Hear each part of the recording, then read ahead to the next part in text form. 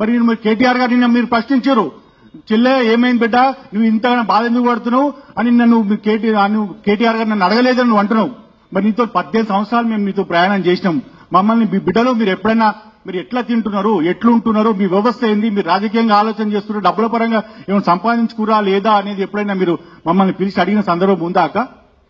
ఈ రోజు మీరు ఇంత వెల్ సెటిల్డ్ ఉన్నారు, 2 సార్లు ఎంపీ కంటెస్ట్ చేసిర్రు, 2 సార్లు ఎమ్మెల్సీ అయ్యారు. మీరు ఈ రోజు కేసీఆర్ కూతురుగా ఉన్నారు, మీకు ఆ గౌరవం ఉన్నది. మరి తెలంగాణ జాతీయ అధ్యక్షులుగా మీరు ఎట్లున్నారు? మీరు అందరూ కష్టపడితే మీరున్నారు. మీరు ఎప్పుడైనా మరి ఈ బిడ్డల్ని మరి మీరు తమ్ముళ్ళు మీరు ఎప్పుడైనా మీరు మంచిగా ఉన్నారా, ఎట్లా చేసినారు మీరు అడిగినాక? ఈరోజు కేటీఆర్ గారిని మీరు ప్రశ్నిస్తున్నారు. మరి మీరు ఎప్పుడైనా ప్రశ్నించుకున్నారా? ఈ రోజు ఇప్పటికి కూడా తెలంగాణ జాతీయులు చాలా మంది కూడా నెల గడుస్తే ఎట్లా గడుస్తాయనే సందర్భం ఉన్నది, నెల వస్తే ఎట్లా ఫీజులు కట్టుకోవాలనే సందర్భం ఉన్నది. మరి ఇన్నేళ్ల కాలం 18 ఏళ్ల కాలం నీతో పాటు పనిచేస్తే మీరు మాకు ఇచ్చిన గుర్తింపు ఏంది, మీరు మాకు ఇచ్చిన భవిష్యత్తు ఏంది?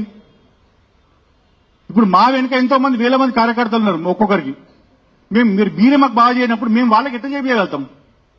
వాళ్ళు మమ్మల్ని ప్రశ్నిస్తున్నారు. ఈరోజు 10 ఏళ్ళ అధికారంలో ఉంటే మాకు ఏం చేయలేవని వాళ్ళు కూడా మమ్మల్ని ప్రశ్నిస్తున్నారు. మేము ఈరోజు మిమ్మల్ని ప్రశ్నిస్తున్నాము, మాకు మీరేం చేసేది అక్క అని అడుగుతున్నాం మిమ్మల్ని.